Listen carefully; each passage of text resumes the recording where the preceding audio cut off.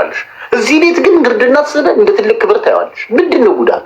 አንድ ቤት ውስጥ ታፍናችሁ የማንንም ጩኸት የምትሰሙ ማን ነው እንደዚህ ያደረጋችሁ? ቆይ ንገሩኝ እስኪ። እግዚአብሔር የከፈተውን ጉሮሮ ሳይዘጋ ይላል። መብላትሽ በአንድ እንጀራ በወጥ እንጂ አንድ እንጀራ በወርቅ አትበይም። አንቺ ከሌለሽ ምን ይጠቅማል? ለምንድን ነው መከራሽን ታይ? ለምን ቤት ካልሰራው ብለሽ አይሰራ ልዝላል አይሰራ ባንክ ያለው። ሰላም ሰላም ቤተሰቦቼ እንዴት ናችሁ? እንዴት ሰነበታችሁ? እንዴት አላችሁልኝ? እኔ አለሁ ደህና ነኝ፣ ፈጣሪ ይመስገን። ለዚህ ሰዓት ለዚህ ቀን ስላደረሰን ክብሩን እሱ ይውሰድ። እንኳን አደረሳችሁ ለዳግማ ትንሣኤ። እንዴት ናችሁልኝ ቤተሰቦቼ? የቤት አዲስ ከሆናችሁ ላይክ ሰብስክራይብ አድርጋችሁ ቪዲዮውን ጀምሩ ትላችኋለሁ ውዶቼ። እንግዲህ እንደምታዩት ነው። እኛ ግን አንሰማም። እኛ ተነግረንም ተመክረንም ተወቅረንም የማይገባን ሰዎች ነን። እኛ አይገባንም። ብንነገር ብንማር ብንባል የማይገባን ሰዎች ነን እኛ። እና እንግዲህ ወንድማችንም እንደምሰሙት ነው። ለማን ነው የምትሰቃዩት? ለማን ብላችሁ ነው? አንድ እንጀራ ሳትበሉ አታድሩ። ለምንድን ነው የምትሰቃዩት? እያለ ነው ወንድማችን ማለት ነው። እውነቱን ነው። አንዳንዴ ለማን ብለን ነው እንደዚህ የምንሰቃየው? ለማን ነው? እኔ ብቻ ከባድ ነው ጊዜው። እንዲህ እየተሰቃየን አንድ እንጀራ ሳትበሉ ታድራላችሁ ወይ? አንድ እንጀራነቱ እኮ አይደለም የሚያሰድደን። አንድ እንጀራነቱ ሳይሆን የሚያሰድደን አንደኛ ዋናው ነገር ብዛታችን ከኔ ጀምሮ የቤት ጉዳይ ነው የሚያሰድደን። የቤት ጉዳይ ተከራይተን እስከመቼ ሰርተን የራሳችን ቤት ይኖረናል ብለን ነው የምንሰደደው። ግን ሳናስበው እድሜያችንም ይሄዳል፣ ቀኑ ይሄዳል። ብሩ እጃችን ላይ ሳንይዘው ቀኖቹ ያልቃሉ። እና ፈራጅና የሚፈረድበትና የሚፈርደው አንድ አይደለም። ሰው በዛ ሰው ጫማ ላይ ካልቆመ የዛን ሰው ችግር አይረዳም ማለት ነው፣ አያውቅም ማለት ነው። እና እኔ በሱም አልፈርድም። ግን እናንተ ለምንድን ነው የምትሰቃዩት? ለማን ብላችሁ ነው? ኢትዮጵያ ላለ ሰው እየላካችሁ እስካሁን አታዩትም? ሙኒት እንግዲህ አስቡት፣ ስንት ዓመት ነው የሰራች አረብ ሀገር። ተሳካ ካለው ይሳካል። እዛኛው ቪዲዮ ላይም ገልጫለሁ ባለፈው። እኔ ስንት ዓመት ሰርቼ ሄጄ እዛ ያሉት በልጠውኝ ያገኘኋቸው። በቃ ፈጣሪ ከተጨመረበት እዛም ሆነን ይሳካል። በእርግጥ ግን በጣም ከባድ ነው። እና በተለይ የተለያየ ጊዜ የተለያየ ነገር ስናይና ስንሰማ ደግሞ ያስፈራል። እና ጊዜው አሁን ይችል እንግዲህ አናቴን ተገመስኩኝ ነው የምትለው የመዳም ልጅ። እንግዲህ ለድራማ ይሁን ጋይስ፣ እኔ እንዲሁም ድራማ ነው እያሉ ነው እንትን ላይ ቲክቶክ ላይ አውቃ ነው እንደዚህ አርጋ ነው ቪንቶ ደፍታ ነው ምናምን እያሉ ነው። ግን እሷ የመዳም ልጅ ነው እንደዚህ ያደረገ የተላለች። ግን ሚዲያ ላይ ወጥቶ የመዳም ልጅ ነው እንደዚህ ያደረገኝ ብላ ሰርታ አትጠየቅም? ጋይስ ጓደኞች አትጠየቅም ትላላችሁ? እስቲ ኮመንት ላይ አስቀምጡ እናንተ። አትጠየቅም? አሁን ይች ልጅ የሴትዮዋ ልጅ ነው እንደዚህ ያደረገኝ ገመሰኝ ብላ ተናግራ ብላ ሰራች ቪዲዮ። አትጠየቅም? ጥያቄ አይቀርብባትም?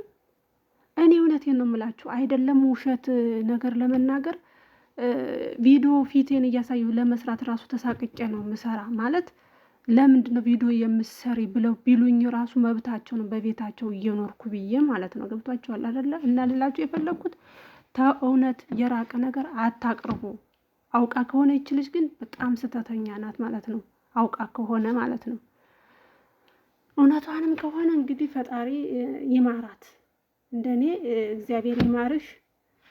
ቶሎ ብለሽ ሐኪም ቤት ነው እንጂ መሄድ ያለብሽ። እዚህ ጋር ቲክቶክ ላይ ስለቀረብሽ ምንም ትርጉም የለውም ማለት ነው። ደም በጣም እየፈሰሰሽ ነው፣ ትክክለኛ ደም ከሆነ እና ይሄ የሐሰት መረጃ ነገር ይዘን ከመቅረብ መቆጠብ አለብን። በተለይ አሁን ባለፈውም እየተናገሩ ነው፣ እባካችሁ በምንም ሚዲያ ላይ የሐሰት መረጃ አታቅርቡ እያሉ ነው። በምንም ሚዲያ የሐሰት መረጃ አታቅርቡ እየተባለ ነው እላችኋለሁ ውዶቼ። እና ላልሰማ አሰሙ። የሐሰት መረጃ አትልቀቁ ጓደኞቼ። የሐሰት መረጃ ለቪው ለላይክ ለምን ሁን ያለው ይሆናል።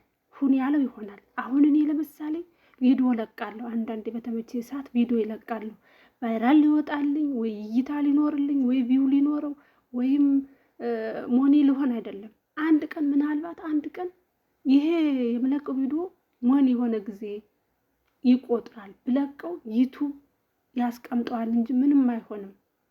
የሰው ኮፒራይት ጠብቀን ቪዲዮ ከለቀቅን ለነገ ለተነገ ወዲያ ራሱ ይቆጥራል። ወደፊት ሳንቲም መቁጠር ሲጀምር ቪዲዮአችን ይቆጥራል ማለት ነው። ግን በአቋራጭ ለማግኘት በአቋራጭ ቪው ለመፈለግ በአቋራጭ ሰዎች የደረሱበት ቦታ ለመድረስ አገር ሳንገባ 5000 6000 ሰብስክራይብ አርገን ለመግባት ብለን ያንንም ይህንንም ዝም ብለን እውነቱንም ውሸቱንም ጨማምረን እንትን ብንል ጥሩ አይደለም።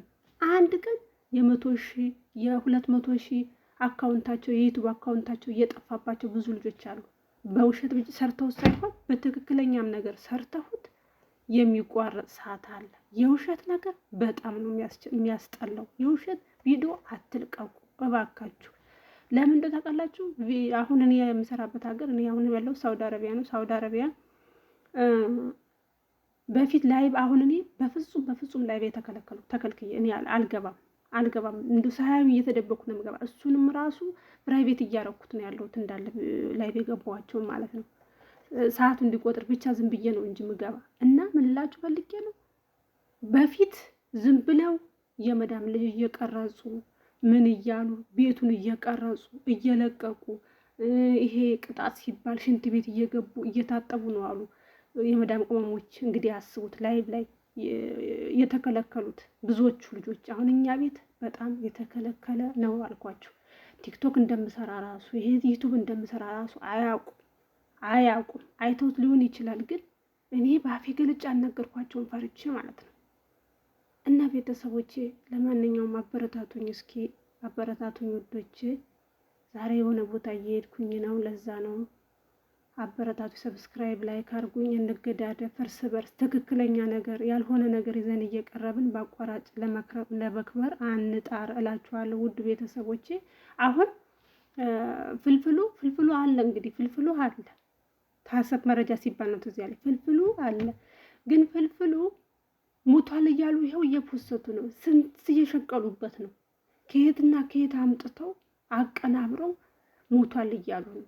ግን መሞት አይቀርም። ማንም እኔም አንቺም አንተም እንሞታለን። መሞታችን እንደሆነ መቼም አይቀርም። ግን በሐሰት ሰውን በመግደል በሐሰት በመወንጀል ከሊት እንዲናት እኮ በማለት በቃ ያልሆነ ነገር በመስራት አይደለም የሚፈመሰው። አንድ ቀን ትክክለኛ ነገር ሄዳችሁ ገጠር አንድ ሰው ገጠር ካሜራ ይዞ ገብቶ አንድ ልጅ ሲጨፍር ወይም አማርኛውን አወለጋግዶ ሲናገር ፖስቶት አይደለም ወይ ስንቶቹ ፌመስ የሆኑት? አስቡት። ምንም ሳይጨምርበት ምንም ሳይጨነቅበት ምንም ሳያረግ ማለት ነው። ሰላም ነው እንዴት ነው ምናምን ብሎ ይፖሰትለታል። እንደ እድል ነው። እኛ በለፋን አይደለም ዩቲዩበር ለመሆን ወይም ቲክቶከር ለመሆን የውሸቶች ነገር እየደረደረን አይደለም። እና ፈጣሪ ሁላችንንም በቃችሁ ይበለን፣ ከሰው ሀገር ያውጣን፣ ሁላችንም ለሀገራችን ያብቃን። ለቤተሰቦቻችን ልጅም ያላችሁ ትዳርም ያላችሁ ለትዳራችሁ፣ ትዳር የሌላችሁም ቢሆን እንደው ፈጣሪ ትዳር ሰጥቷችሁ የተባረከውን ትዳር ሰጥቷችሁ ወልዳችሁ እንድትስሙ ያርጋችሁ። ታዲያ ወልዳችሁ ስማችሁ እንድትለዩ ሳይሆን አብራችሁ የምትኖሩበትን ነገር ያመቻችላችሁ እሱ። እኛ አለን ወልደን ስመን ሳንጠግባቸው ጡት ሳይጠግቡ ጥሎ ከመምጣት ያውጣችሁ። እኔ እውነት ነው የምላችሁ፣ ወልዶ መሳሙ ብቻ ሳይሆን እኔ አሁን ስንት እህቶች ናቸው እንመጣለን። አንዳለች አራሳም ጓደኛዬ እመጣለሁ ገና ጡቱ አልደረቀም፣ ገና ወደዚህ ነው የምታስበው ማለት ነው ልጇን ጥላ ለመምጣት። ከዚህም ደግሞ ያውጣን ፈጣሪ። አገራችንን ሰላም ያርግልን፣ ኢትዮጵያን በሀገራችን ወተን የምንገባበት ያርገን ፈጣሪ። እንግዲህ ያው ሁሉን ሀገራችን አይደለም ለኛ ለሌሎች የሚመኟት። አሁን የኔ ሰዎች በቴሌቪዥን እያዩ እናንተ ሀገር እኮ መግባት እንፈልግ ነበረ ሰላም አለመኖሩ ነው እንጂ ይላሉ ማለት ነው። እንግዲህ ያስቡት። እኛ ሀገራችን ሌሎች የሚመኛት ውብ የሆነች ሀገር ናት ያለችን። እንዲህ የምንገመስበት አናታችንን የምንገመስበት በቃ እዚህ ጋር 24 ሰዓት ጠዋትም ነገም ሽንት ቤት ማጠብ ነገም ሽንት ቤት ወተን የምንናፈስንን ከዘመድ የምንገናኝነን ቤተሰብ የሚፈልገንን አለማወቃቸው ነው እነሱም እንደዚህ የሚጨቁኑን። ፈጣሪ ደግሞ ወደን ፈቅደን ነው የመጣ ነው እና ወደን ፈቅደን እንደመጣን ፈጣሪ ደግሞ ሀሳባችንን አሳክቶልን ለየሀገራችን ያብቃን። ሁላችንም ቤተሰቦቼ ማንም ቢሆን ስደት በቃችሁ ራችን ያብቃን። ሁላችንም እላችኋለሁ ቤተሰቦች ሰላማችሁ ብዝት ይበልልኝ። አሁንም በድጋሚ ለቤት አዲስ ከሆናችሁ ሰብስክራይብ፣ ላይክ፣ ኮሜንት እያደረጋችሁ አበረታቱኝ። እህታችሁ ነኝ። ሰላም ሁኑልኝ ባይ። በሚቀጥለው ቪዲዮ እንገናኛለን። በአዲስ ነገር እንገናኛለን። በሰላም ያገናኛል።